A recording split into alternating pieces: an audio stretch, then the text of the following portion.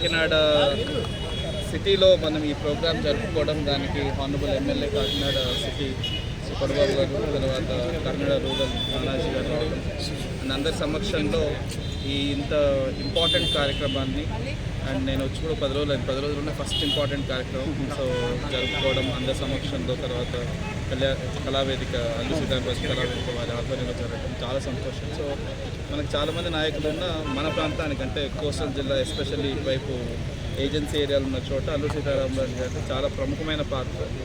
దాన్ని గుర్తుపెట్టుకుంటూ స్మరించుకుంటూ ప్రతి సంవత్సరం ఇలా చేసుకోవడం, ఆయన స్ఫూర్తి ప్రతి ఒక్కరిలో నింపడం అండ్ వచ్చే సంవత్సరం పాటు ఆయన స్ఫూర్తితో ఎంతో కొంత మంచి పనులు చేయటం అందరికీ మనం గుర్తుపెట్టుకోవాల్సిన అవసరం. సో ఇదే స్ఫూర్తి ఇలానే కొనసాగుతుందని కోరుకుంటూ నాకు ఈ అవకాశం ఇచ్చిన పెద్దలకి నమస్కారం. Okay sir, okay.